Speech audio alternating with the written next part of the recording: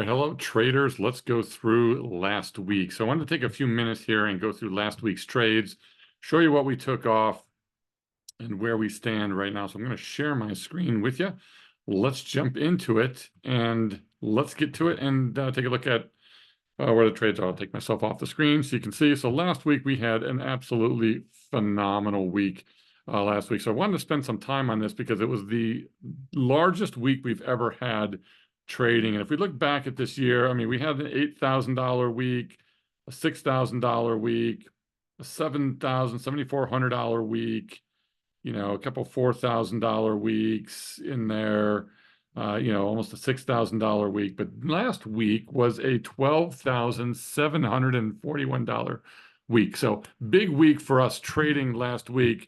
And on the heels of two down weeks, the 2 weeks before, nice to come back and get a big win last week as well. But I want to go through the trades and show you why it's important to just stay consistent and keep putting trades on and following your plan as you go through. So Monday, we started off the week with a nice $2,100 winner. Let's take a look at Monday's trades. I'm just going to walk through some of these closed trades for the week. So first trade on Monday was two 0 DTE trades. So we started off with not only a call spread, but a put spread last week. So $450 on Monday for those trades. And then we also took off the naked puts of a 112 trade in bonds.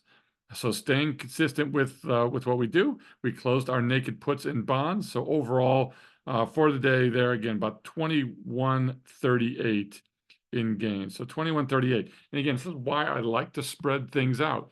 It's not just a one-trick pony. It's not, it's 112 all the time, and everybody wants to grab the 112, and everyone wants to take credit for the 112. I don't really care.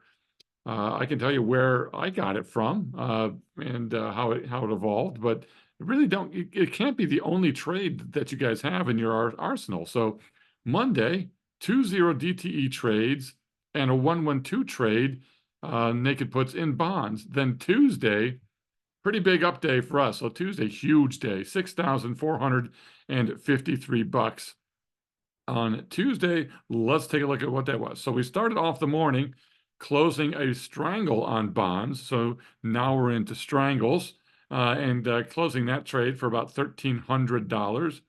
Then also that same day, we closed a naked puts of an oil 112 trade. Then we closed the naked puts of an ES long-term 112 trade for $2,800. And as always, they take us about 75% of the time that we're in the trade it takes to get those naked puts off, around 95%. So we were right at 95 days out of 120. So almost exactly 75% of the time. But that trade was, again, an ES long-term 112. And we're starting to size up on these a little bit more. But these still are not at the full size that we trade now. We're up to 6 naked puts per trade, and they're still taking these off with 4 only, but we'll take the $2,800 on that day. So overall, 3 nice trades, 2 strangles, and a long-term 112 for about 64.60 or so. So 64.53 and change. So 2 days in, and now we've closed several 0 DTE trades, a couple different 112s and a couple different underlyings, a long-term 112 trade, and we've also closed 2 strangles in 2 other completely separate underlyings. Again, staying consistent to our plan and keeping diversified. Then on Wednesday, $3,500 to the good. On Wednesday, let's jump in to Wednesday the 20th and take a look what we did on Wednesday the 20th. So we had 3 trades on Wednesday the 20th. So the first one was yet another strangle in oil, this time in oil. So we took a strangle off in oil, yielding $1,360. Love to keep adding these strangles and taking these off. Then on later that day, on Wednesday, we also took off the naked puts of a BA 112 trade on the NASDAQ. So NASDAQ futures, $1,390 on the naked puts in that particular trade. And then also, and those were about 97%. Then also that exact same day, we were able to take off a naked put. I'm sorry, that we had sold out about 120 days. So we sold just a standalone naked put. So this was not part of a 112 trade or anything else that we did. We sold a standalone naked put. So one of the trades that we have been doing for a while now, just more recently, we are putting on naked puts around 120 days in select underlyings with a very specific set of management rules around it. Again, I don't want to just be caught up in only 112s or long-term 112 trades. We want to diversify by not only underlying, by strategy, and then also by expiration date. Then Thursday, another $1,870 on Thursday. Let's jump in and see what we did on Thursday. And Thursday, we had 4 trades closed. So the first trade of the day was another 120-day naked put on gold this time. So we had done a naked put on gold. That one came off. This only took 6 days, and we took it off at 41% on that in 6 days. The day before that we did on ES, we had taken that one off in about 21 days. Gold trade, 6 days, $800 profit. We took that thing off. Then we had 2 more 0 DTE trades. We did a call spread and a put spread that same day. So again, double dipping on the 0 DTEs that day. So adding another $550 to the kitty. And then finally, we closed another strangle in oil. So an oil strangle here. Now this is our second oil strangle of the week so far that we've closed. So loving these strangles. And why did we take this one off? We took it off in 1 day. Yep, that's right. 1 day for this particular trade. Not a bad trade. Did it hit our 50% target that we normally hit? No, it was an 18% trade, but it was 18% in 1 day. There was no reason for me to hold this, to try to get 50% out of a trade that's going to give you 18%, which is a 5.6% return on margin in 1 day. Okay, do the math on that thing, if you would. All right, so what's the percentage gains on that? Your premium capture, or your return on the margin that you used. And then on the last day, on Friday, we did give back 1,219, and essentially what this was this was a put debit spread that was left over on a 112 trade in bonds. So we had done a bonds trade. This was the leftover put debit spread. We had already taken off the naked puts, so we just let this come off and expire on Friday. So there's where the trades were for the week. But overall, it was our best week of trading in this particular account. This account's now a $470,000 account. But not too shabby to knock out $12,741. That puts us up over $4,600 for the month, despite several losses here early in the month on some other strangles. And many people, either in our Discord or other Discords or on the internet, they're not really original on their trades, so they're following along and they take a loss on a trade because not every trade wins, people. It's okay to lose trades.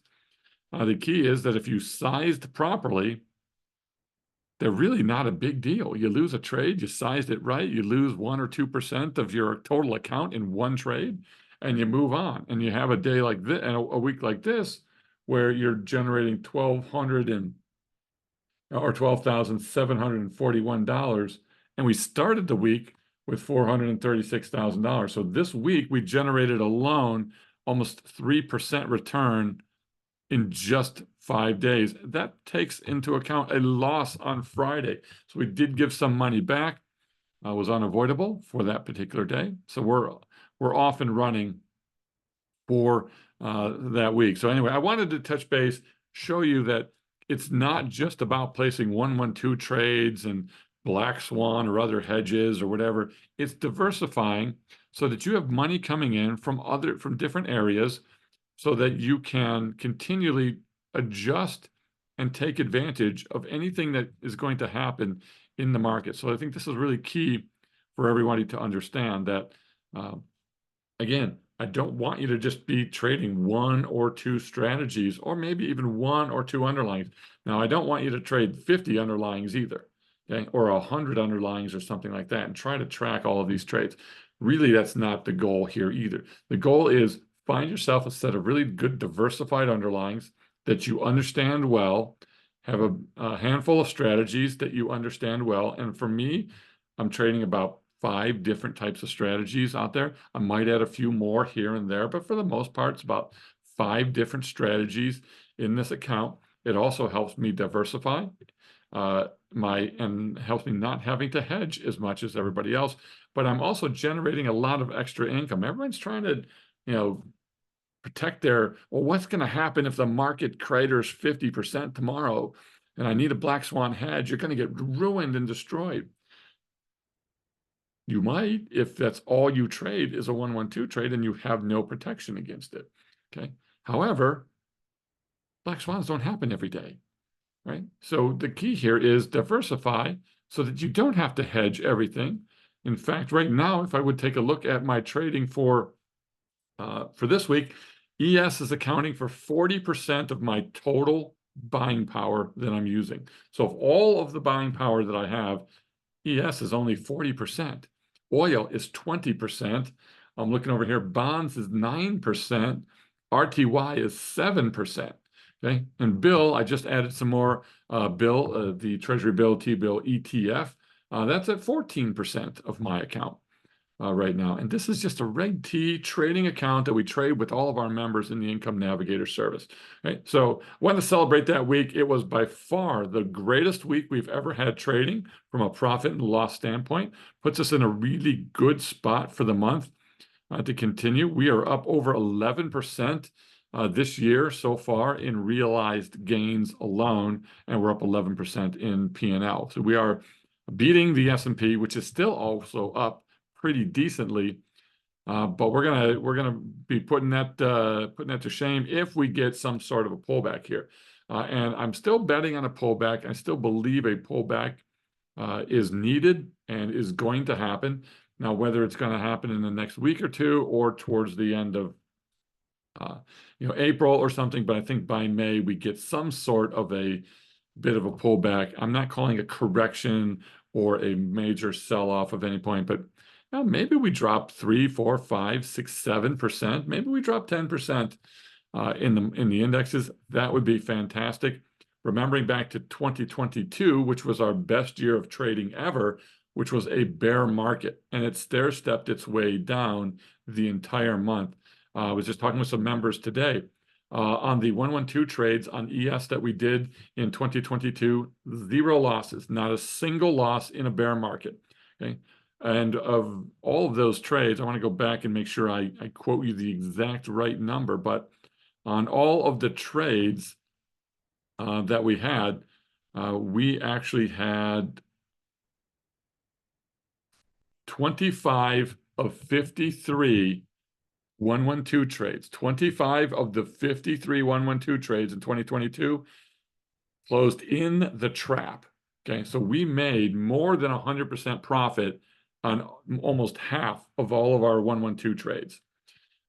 Also, that same year, in a downtrend that we were in, from a strangle standpoint, on just ES alone, our ES strangles, we won 32 of 33 strangles using our particular strategy and the way we put them on and the way we manage them. 32 of 33 ES strangles were winners in 2022. Only one was a loser, and it was a 67 DTE. I don't know why I did that one. I'd have to go back and look, and that one had a 53% loss, a small loss on it. I also want to bring up the fact that not every trade in that year won. Now, I did finish the year up 80-some% in 2022, which was a great year. But one of the keys that year was also my biggest losing strategy that year. And I'm going to see if I can find it for you here. My biggest losing strategy in 2022, okay, were 111 trades. Okay, so I was doing some 111 trades as well as the 112 trades. I had moved primarily to 112s, but I still had 111 trades that I was still using. 7 of, I believe, 15 trades. I'm trying to find that info here just so I could share it with you really quickly. Let me see. I'm sorry that it takes a second here. We were just sharing this with our members.